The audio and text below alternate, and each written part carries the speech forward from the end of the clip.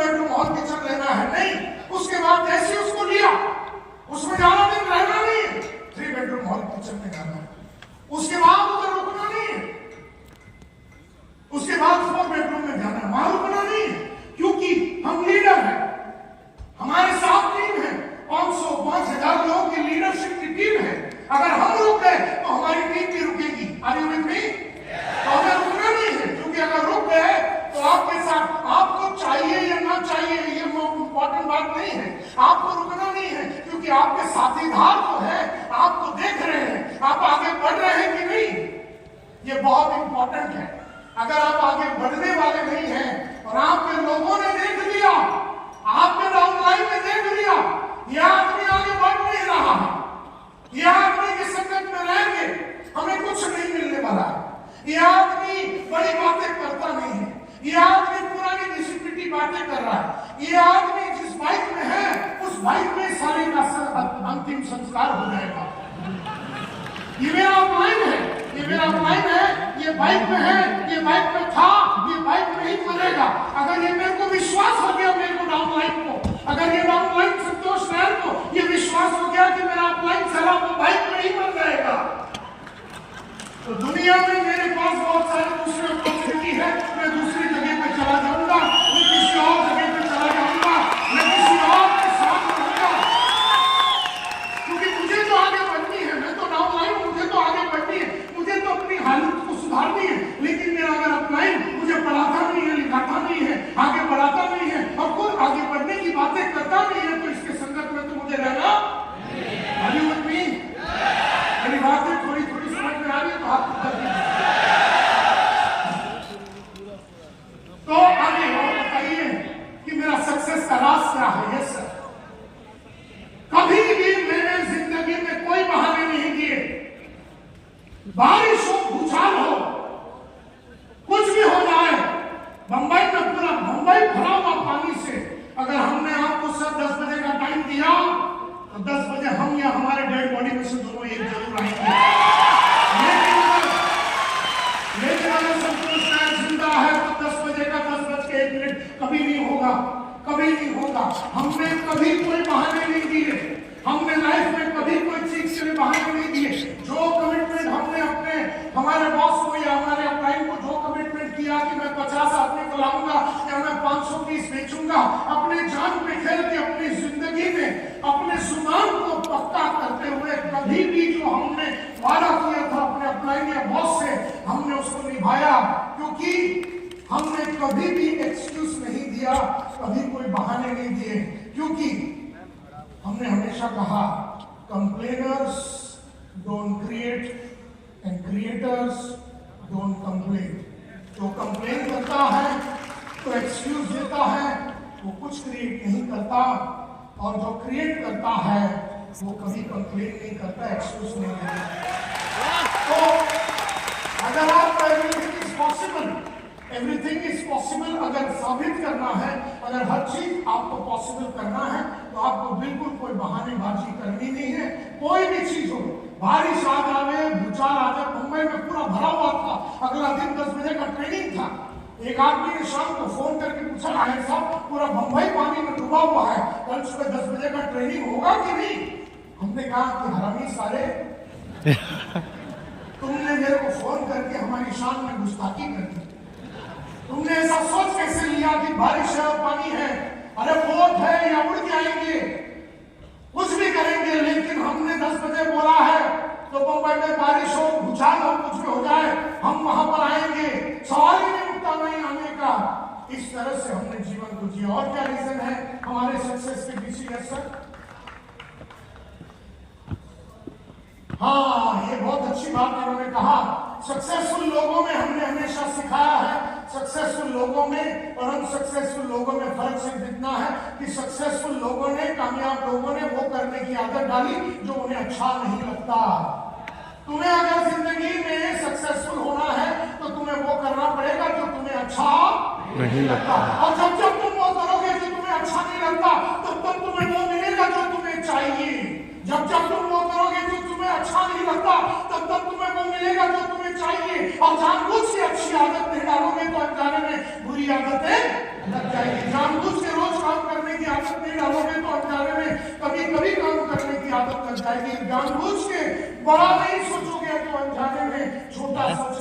आदत निकल जाएगी।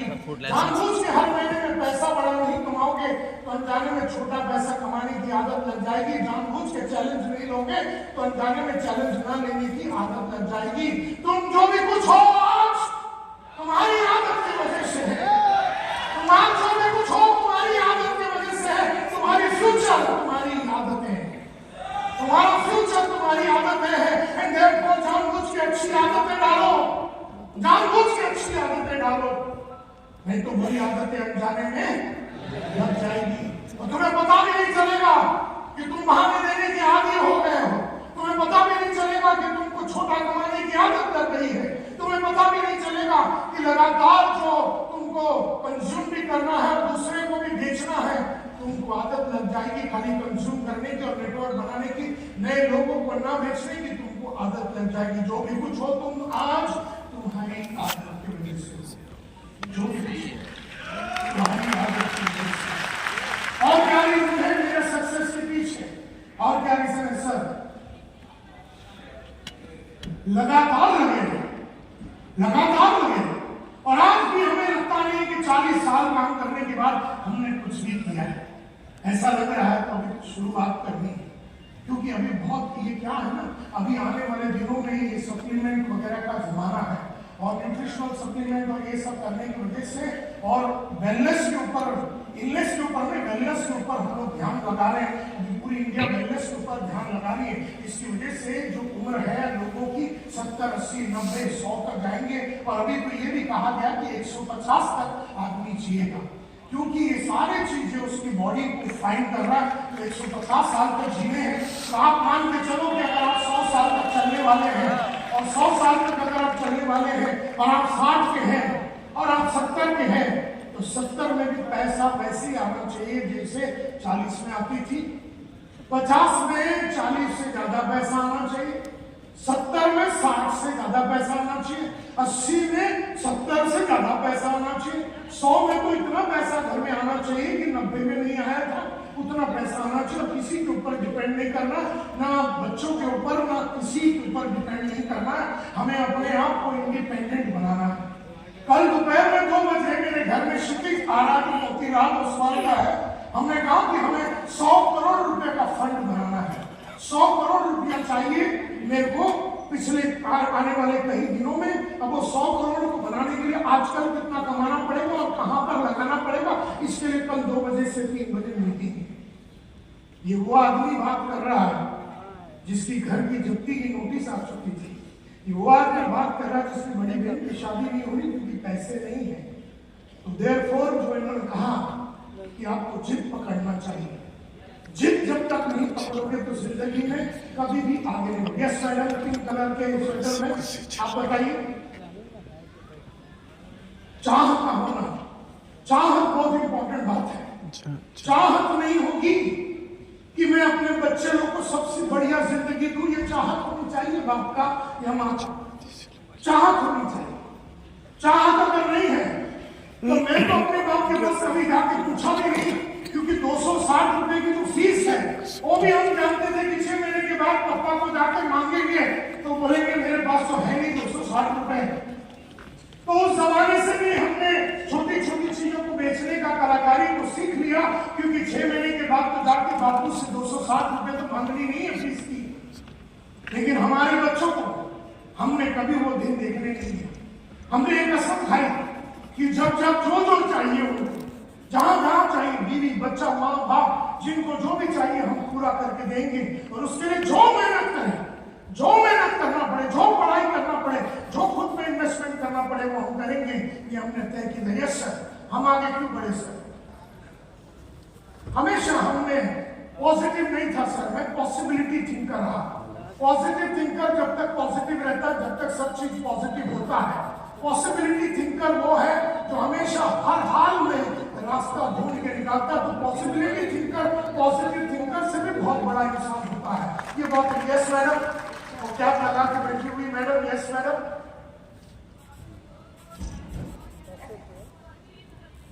एब्सोल्युटली। हमने हर चीज की डेट डाल दी। ये तारीख को इतने बजे 4 बेडरूम हॉल किचन हम खरीदेंगे 3:05 पे। हम यहाँ पर खरीदेंगे, इतना स्क्वायर फीट का खरीदेंगे, तारीख डाल दिया और उस तारीख के ऊपर काम। तो जो भी करना है उसे तारीख के ऊपर करना है।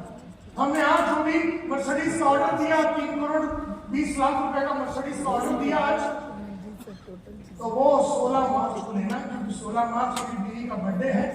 तो तारीख हमने डाल दिया था, खाली बुकिंग हमने अभी कर दिया, तो ये तारीख को लेना है।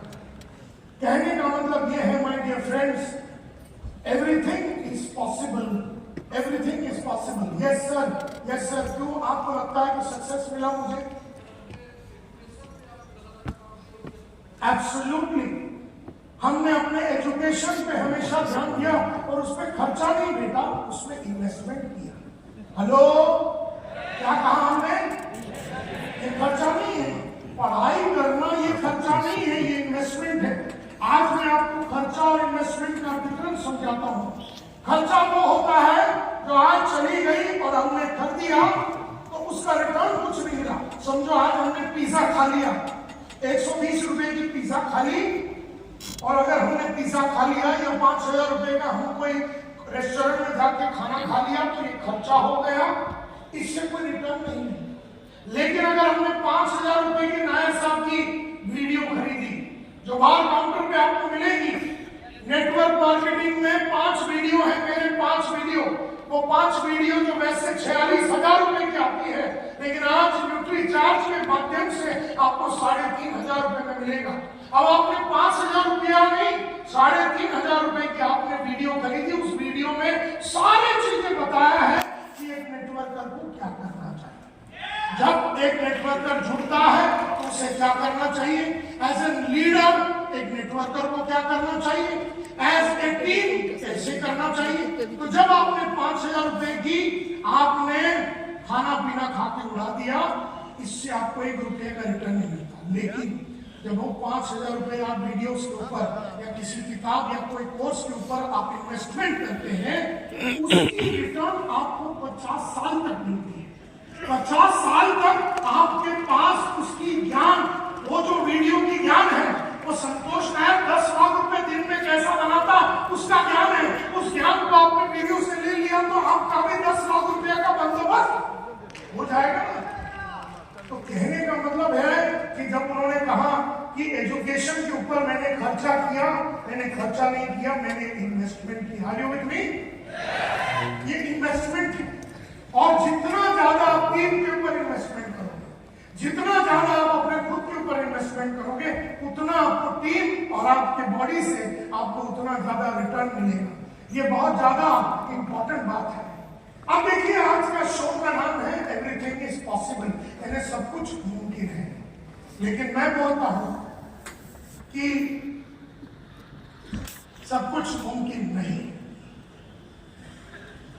आज का शो का नाम है एवरीथिंग इज पॉसिबल, यानी हर चीज मुमकिन है। लेकिन मैं आपको ये बताना चाहता हूं कि एवरीथिंग इज नॉट पॉसिबल, सब कुछ मुमकिन नहीं है। क्यों? क्यों सब कुछ मुमकिन नहीं होता? क्यों सब कुछ मुमकिन नहीं होता? भले हम सोचेंगे और नारेबाजी तो लगाएंगे कि एवरीथिंग इज पॉसिबल, लेकिन ऐसा क्यों नहीं होता कि सब कुछ पॉसिबल है? ऐसा होता क्यों नहीं है सर?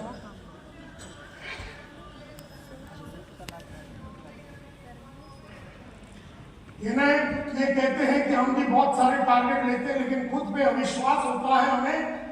तो विश्वास को अगर पैदा करना है तो बाहर विश्वास के ऊपर भी वीडियो मिलेगी। संघर्ष करना पड़ता है और वो संघर्ष करने के लिए हम रेडी नहीं है, और therefore everything is not possible.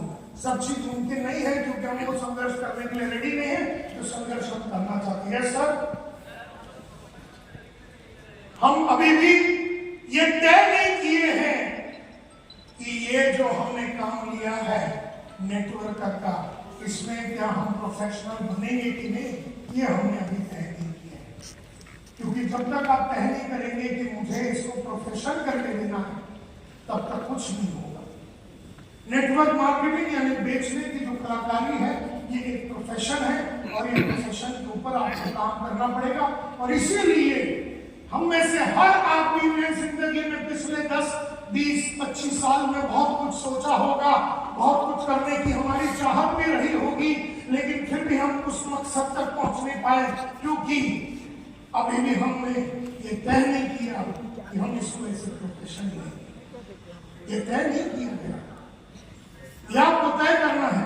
किसी ने बुला के आपको जुड़वा दिया और आप बन गए डाउनलाइन, इससे काम होने वाला नहीं है। आपको ये बहुत इंपॉर्टेंट बात है।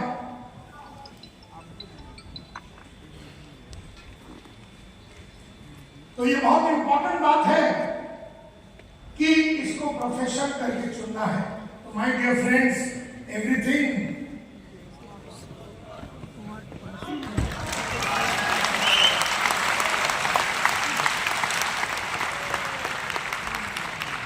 Is not possible. क्यों एवरीथिंग इज नॉट पॉसिबल? क्यों? क्योंकि जैसे आप लोगों ने कहा और मैं बताना चाहता हूं, सेल्स स्वाभाविक रूप से लोगों को आती नहीं है।